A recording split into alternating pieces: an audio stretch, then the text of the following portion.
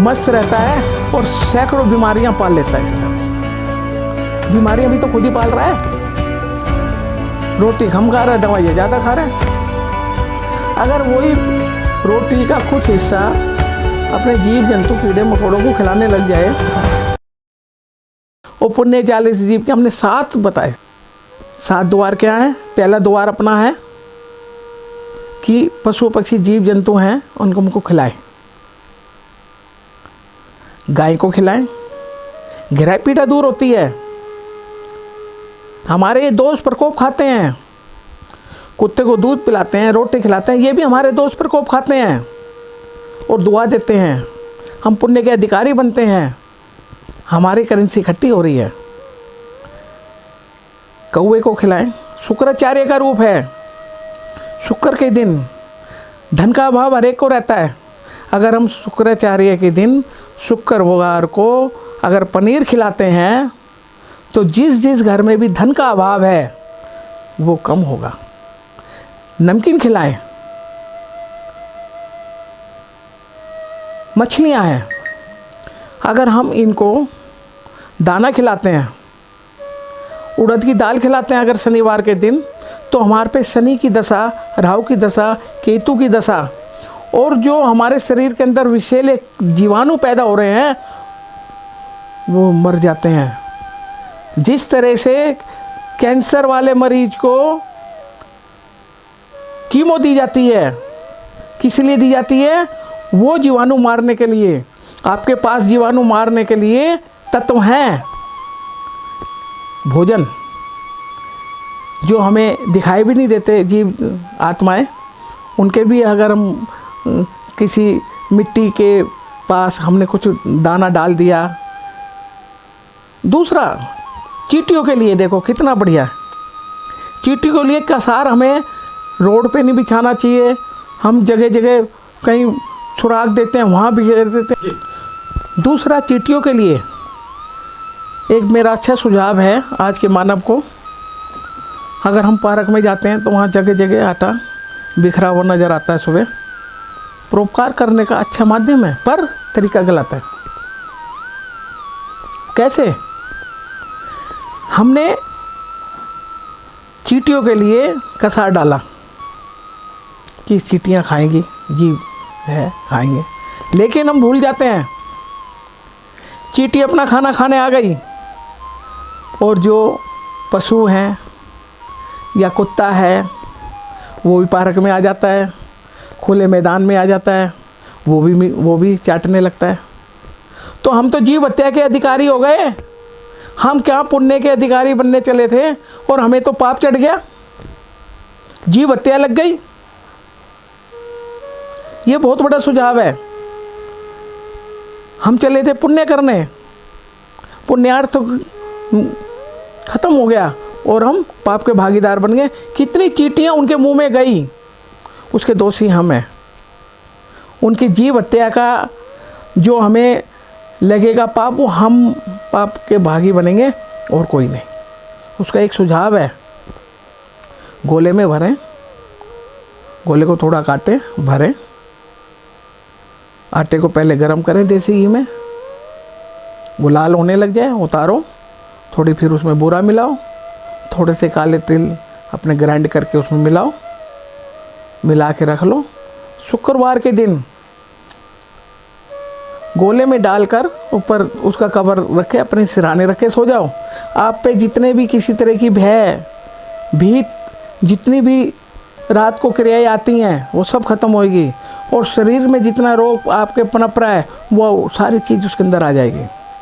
सुबह उठ को 21 बार एंटी क्लॉक यानी उल्टा घुमाना अपने सिर पे से, प्रार्थना करनी है, प्रभु जो मेरे कष्ट हैं वो इसमें आ जाए। और एक थोड़ा सा कहीं भी पार्क में जाओ कि किसी भी जगह, आप जरूर नहीं कि आपके पास वहाँ पेड़ हो, कोई पौधा हो तो तुम वहाँ दबा सकते हो, ऐसा कुछ नहीं है, कहीं भी दबा सकते हो। एक रहस्य की बात और बताना चाह रहा हूँ मैं भी। आप थोड़ा गद्दा खोदें, हाँ, एक हाथ पंजे के बराबर, उसे दबाएं, मिट्टी दबा दें। चींटियों की खुशबू 1 किलोमीटर से आ जाती है, ये परमात्मा ने उनको आशीर्वाद दिया है। आप कहीं भी दबाते हैं तो वो अपना आप ही अंदर अंदर चलती चलती अपना आप आ जाएगी। आपको रास्ता सड़क बनाने की ज़रूरत नहीं है उनके लिए रास्ता खोजने की ज़रूरत नहीं है आपको। उनका रास्ता परमात्मा ने अपना बनाया हुआ है, उनका उसका है। तो ये जीव है हमारे ये जीवन के सबसे बड़े उदाहरण है हमारे को पुण्यशाली जीव बनने के लिए। धन का जरूर नहीं कि धन से कोई सेवा करी जाए। हम बिना किसको खिला के कान पानी पिला के भूखे कौन प्यासे को पानी, यही है जीवन की निशानी। ये जो पुराने तीर्थार्थ हैं इनमें सबसे बड़ी सच्चाई है। ये जीवन की हमारी जो सच्चाई है इनमें हमें चलना चाहिए, नहीं तो हर पल हमारा जो बीतता जा रहा है बहुत दुख का विषय है कि हम अपना शरीर से किसी को सुख नहीं दे सकते, किसी को परोपकार नहीं दे सकते, किसी को हम सुख नहीं दे सकते। तो सुख हम ऐसे दे सकते हैं, किसको खिला के दे सकते हैं, किसको अच्छी दिशा दे सकते हैं, किसको दवाइयाँ दे के दे सकते हैं, किसको रास्ता समझाकर भी दे सकते हैं। तो हम पुण्य के अधिकारी हैं, हम पुण्यार्थ हैं। और यही हमारा जो हम लेके चले थे परमात्मा का करेंसी, परमात्मा के घर में जो करेंसी चलती है वो ये डाइवर्ट हो जाती है अगर हमारा कमाया हुआ धन का सदुपयोग हम जीव जंतुओं कीड़े मकोड़े और इंसान के प्रयोग में लाते हैं। उनके जो दुख दर्द में हम उस पैसे को लगाते हैं, हमारी करेंसी बदल जाती है। पुण्य इकट्ठे हो जाते हैं, संचित कर्म इकट्ठे हो जाते हैं। दुआएं जो हमें मिलती हैं पशु पक्षी जो खाते हैं उनको परमात्मा ने इसलिए बनाया है कि मनुष्यों के आपने दुख हरने हैं, उनका हार बनना है और उनकी आत्मा ने आपको दुआ देना है। तो आपके संचित कर्म हो गया, आपकी करेंसी हो गई इकट्ठी। पशु है, पक्षी है, जीव है, जंतु हैं, कीड़े हैं, मकोड़े हैं, बिन जोली के 3 फकीर। हमने वृत्तांत बनाया कि इस संसार में 3 बिन जोली के फकीर हैं। एक है आकाश में उड़ने वाले, एक है जल में रहने वाले, एक है पृथ्वी पे चलने वाले। परमात्मा ने इनके घर में कोई राशन नहीं डाला। एक इंसान ही है जिसके घर में राशन होता है और इनको माध्यम बनाया गया इंसान को, मानव को, कि मानव इनको खिलाएगा। ये मानव के जितने भी दोष हैं, प्रकोप हैं, कष्ट हैं, वो सब खाएंगे और मनुष्य को दुआ देंगे। जब हमारे पाप और दोष हमारे से निकल जाएंगे तो हमारे को तो दुआ मिलेगी। तो वही असली हमारी करेंसी है, वही हमारा सबसे बड़ा धन है। यही जाना है, इसको कोई नहीं छीन सकता।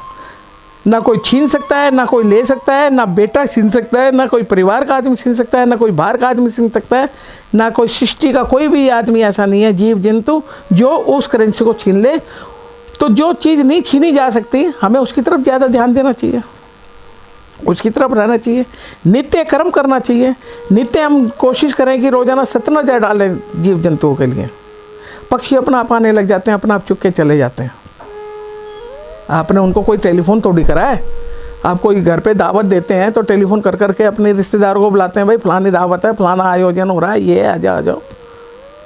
और फिर भी कोई लेट आ रहा है, कोई कैसे आ रहा है। पर लेकिन पक्षी आप देखना, अपने डाल के कली देख लेना, चाहे आप जैसे डालोगे तो सैकड़ों कबूतर, चिड़ियाँ, जितने भी कौए हैं या कुछ अपना आप आ जाएंगे। इंसान को कितनी धूप लगती है, पर ये उड़ने वाले हैं, इनको कभी धूप नहीं लगती है। बरसात लगता है तो इंसान छिपता हुआ हांटता है या छतरी लेता है, पर ये बरसात में भी ऊंची आकाश में उड़ते रहते हैं। तो परमात्मा ने इंसान से ज़्यादा इनका भी ध्यान रखा है, नहीं तो कैसे काम चलता। और इसलिए ही एक बार क्या हुआ, एक कथा सुनाते हैं आपको, और छोटी सी है, 1 मिनट लगेगी। भोलेनाथ जी से पार्वती सवाल करती है, प्रभु आप किसी को भी, जीव जंतु कीड़े मकोड़ा कोई भी है इस संसार में, त्रिलोक में, आप किसी को भी भूखा नहीं सोने देते, उसके बाद आप सोते हो। कहना हाँ बिल्कुल सही है। कहना सोच लो प्रभु, कहना मैंने सोच रखा है, कहना कल देखेंगे। तो पार्वती क्या करती है, एक चींटे को एक अपनी डिबिया में बंद कर लेती है। तो जब शाम को फिर रात को बोलती है कि प्रभु आज आपने सबको खिला दिया, कहना खिला दिया मैंने। कहना नहीं, फिर भी एक बार निगाह मार लो, ब्रह्मांड में निगाह मार लो, कोई रह रहा हो, कोई छिपा हुआ इधर उधर कहीं भी हो, कुछ भी देख लो भाई। कहीं नहीं भाई, आप मैंने सब कुछ देख लिया और सबको भोजन मिल चुका है। कहना एक जने को नहीं मिला है। कहना एक जने को नहीं मिला। कहना बताओ कैसे नहीं मिला है। तो वो डिबिया खोलती है, पार्वती माँ डिबिया जैसे ही खोलती है तो चींटे के मुंह में दाना होता है। वो देखती रहती है और प्रभु से कहती है, तो प्रभु बोलते हैं, उसकी आवाज़ नहीं निकलती माता की। प्रभु कहते हैं देख ले भाई, चाहे कोई कितने 100 ताले में भी बंद है, चाहे कितने अंधेरे में हो, कितने पताल में हो, कोई मेरे से दूर नहीं है। सबको अन्न मिलता है, कोई भूखा नहीं सोता है। एक इंसान ही इतना निर्दयी है जो किसको खिला के खुश नहीं है, अपने खाने पीने में ही मस्त रहता है और सैकड़ों बीमारियां पाल लेता है। सीधा बीमारियां भी तो खुद ही पाल रहा है। रोटी कम खा रहा है, दवाइयाँ ज़्यादा खा रहा है। अगर वही रोटी का कुछ हिस्सा अपने जीव जंतु कीड़े मकोड़ों को खिलाने लग जाए तो पुण्यशाली नहीं हो जाएगा, दुआ का अधिकारी नहीं हो जाएगा इंसान। तो ये एक माध्यम है हमें एक संदेश देने का, कथाओं के माध्यम से। सच्ची चीज़ें हैं, सच्चाई है, इसमें कोई भी किसी तरह का भी वो नहीं है कि आदमी सोचे कि मनगढ़ंत कहानियाँ हैं कुछ ना। सच्ची, जिसे हम सत्य कथा बोलते हैं, परमात्मा की सच्ची हैं। संतों का तो बादल के रूप में होते हैं संत, कभी इधर गए, कभी उधर गए, कभी उधर गए, जहाँ गए वहीं बरस गए। पर सुनने वाला और सत्संग करने वाला जीव की वाणी पवित्र हो जाती है, और सुनने वाले की जो कान है वो पवित्र हो जाते हैं। सबसे बड़ा संदेश है आज का। हमारे बालाजी महाराज सभी के कष्ट मिलाते हैं, पिलाते हैं, राम राम की बूटी सबके मस्त बनाते हैं, सबको प्रभु का शुभ आशीर्वाद। लेकिन अगर पहला हिस्सा आपने नहीं देखा है तो आप ज़रूर देखिए, क्योंकि उसमें परमात्मा का और इंसान का मिलन दिखाया है। कैसे हमारा और परमात्मा से मेल है, कैसे करेंसी जो हमारे साथ जाती है उसका हमने उल्लेख किया है।